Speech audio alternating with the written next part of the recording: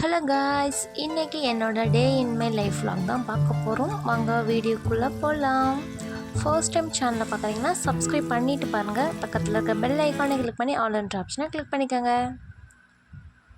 First எப்போவுமே எழுந்ததும் அரிசியை நல்லா ஊற வச்சுருவேன். அரிசி ஊறுற கேப்பில் டீ போட்டு குடிச்சிட்டு கொஞ்சமாக ரெஸ்ட் எடுத்ததுக்கப்புறமா வேலை பார்க்க ஆரம்பிச்சோம்னா கொஞ்சம் ரிலீஃபாக இருக்கும்.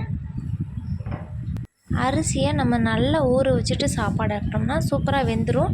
அதே மாதிரி நல்லா பஞ்சு போல் இருக்கும். அரிசியும் நல்லா ஊறிடுச்சு. நானும் சாப்பாடை வச்சு விட்டுட்டு சைட்லேயே பார்த்திங்கன்னா வீட்டில் இருக்க எல்லா ஒர்க்கும் பார்க்க ஆரம்பிச்சிட்டேன். வீடை சுத்தம் பண்ணுறதே பெரிய டாஸ்க்கு. நான் எங்கள் வீட்டில் ஊருக்கு போயிட்டேன்னா எந்த பொருள் எங்கே இருக்கும் அப்படின்னு சொல்லிட்டு என்கிட்ட அடிக்கடி எங்கள் ஹஸ்பண்ட் ஃபோன் பண்ணி கேட்பாங்க. சாப்பாடு கூட எங்கே இருக்குன்னே கேட்பாங்க. அதே மாதிரி தான் நடக்கும். நான் வெளியே எங்கே போனாலுமே காலையில் போனேன்னா ஈவினிங் வீட்டுக்கு வந்துடுவேன். இல்லாட்டினா வீடு வந்து பார்த்திங்கன்னா கந்தரகோலமாக இருக்கும். எது எங்கே இருக்குது எல்லாத்தையும் மாற்றி எடுத்து வச்சுருப்பாங்க.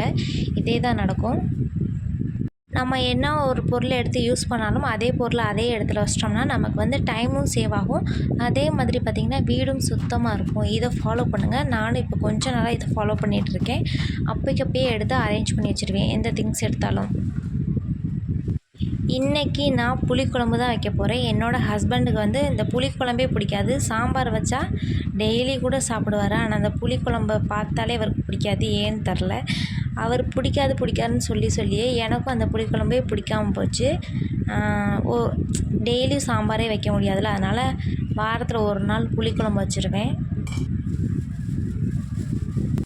கத்திரிக்காய் முருங்கைக்காய் போட்டு தான் இன்றைக்கி புளிக்குழம்பு வைக்கிறேன்.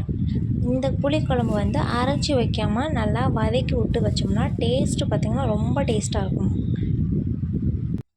இப்போலாம் முருங்கைக்காய் சீசன்னால் பக்கத்தில் தோட்டத்தில் முருங்கைக்காய் போட்டிருக்க எல்லாருமே நல்லா ஒவ்வொரு கட்டு கொடுப்பாங்க. அது எல்லாத்தையும் எடுத்து போட்டு நல்லா முருங்கைக்காய் குழம்பு, முருங்கைக்காய் சாம்பார் இது மாதிரி தான் வச்சுக்கிட்டு இருக்குது. பாதி காய் நல்லா காஞ்சி போய் தூக்கி போட்டுருவோம். இப்போவே முருங்கைக்காயெல்லாம் யூஸ் பண்ணிக்கிட்டால் தான் அடுத்து மழை காலம் வந்துச்சுன்னா நமக்கு முருங்கைக்காய் காசு கொடுத்தாலும் கிடைக்காது. ஒரு முருங்கைக்காய் 50 ரூபா, 40 ரூபா, 30 ரூபா இப்படி சொல்லிடுவாங்க.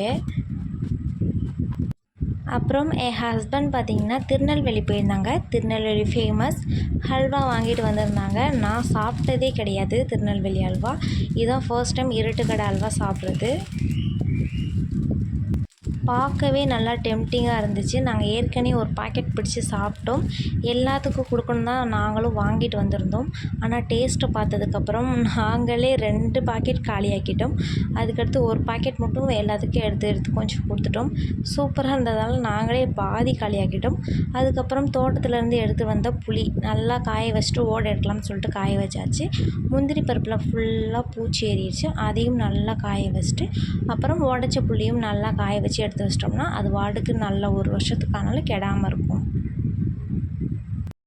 அப்புறம் நல்லா குழம்பு வச்சதுக்கப்புறமா சாப்பிட்டாச்சு. மதியம் நல்லா சாப்பிட்டதுக்கப்புறமா நல்லா தூங்கிட்டோம். செம்ம தூக்கம்.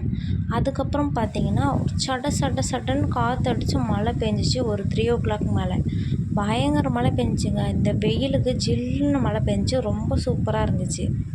பயங்கர காற்று மழை. ஆனால் பார்க்க ஆனந்தமாக இருந்துச்சு. அதுக்கப்புறம் பார்த்திங்கன்னா எங்கள் ஊரில் சாமி சாட்டிட்டாங்க. அதனால் நாங்களும் காப்பு கட்டிட்டு வந்தாச்சு.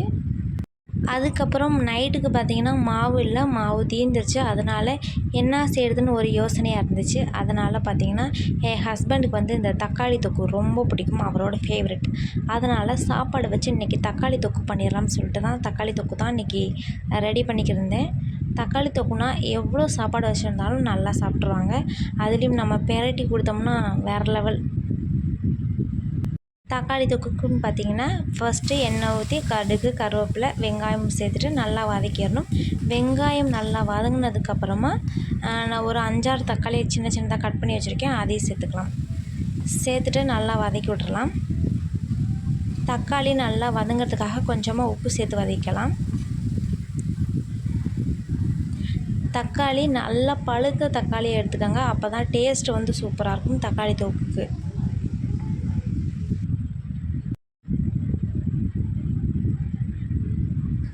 தக்காளி இப்போ வேகிறதுக்காக ஒரு 10 நிமிஷம் நல்லா சிம்மில் வச்சுட்டு மூடி வச்சிடலாம். அந்த வேகிற கேப்பில் பார்த்திங்கன்னா நம்ம ஏதாவது பாதாம், பிஸ்தா இது மாதிரி சாப்பிட்டுக்கலாம்.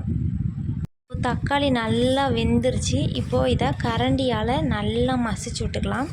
நல்லா மசிச்சு விட்றப்ப பார்த்திங்கன்னா தக்காளி நல்லா வெந்தனால நல்லா மசிஞ்சிரும். இப்போ இது கூட 2 டீஸ்பூன் அளவு தனி மிளகாய் தூள் சேர்த்துக்கலாம்.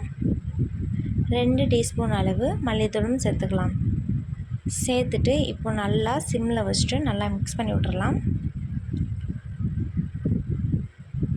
நல்லா மிக்ஸ் பண்ணி விட்டுட்டு அடுப்பை சிம்மில் வச்சுட்டு மிக்ஸ் பண்ணி விடுங்க, இல்லாட்டினா மசாலாலாம் கரைஞ்சி போயிடும். இப்போ மூடி போட்டு ஒரு 5 நிமிஷம் நல்லா வேக வச்சுக்கலாம். இப்போ பாருங்கள் நல்லா எண்ணெய் பிரிஞ்சு கிரேவி பார்த்திங்கன்னா சூப்பராக வந்திருக்கு. தொக்கு வேறு லெவலாக இருக்குது, டெம்டிங்காக இருக்குது.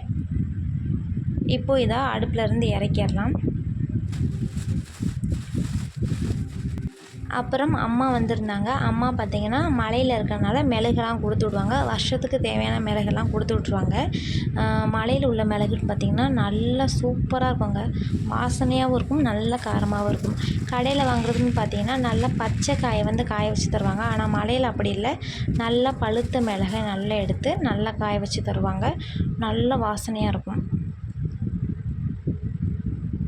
எல்லா வேலையும் முடிச்சுட்டு கிச்சனை நல்லா க்ளீன் பண்ணி வச்சிட்டோம்னா அடுத்த நாள் எழுந்திரிச்சி வேலை செய்கிறதுக்கு நமக்கு ரொம்ப ஈஸியாகவும் இருக்கும். நான் சாப்பாடும் ஆக்கிட்டேன். ஆனால் ஹஸ்பண்ட் பார்த்திங்கன்னா வெஜ் ரைஸும் வாங்கிட்டு வந்துட்டாங்க. ஸோ நான் வெஜ் ரைஸ் சாப்பிட்டுக்கிட்டே அவர் தக்காளி தொக்கை சாப்பிட்டுக்கிட்டாரு. அவ்வளோதான்.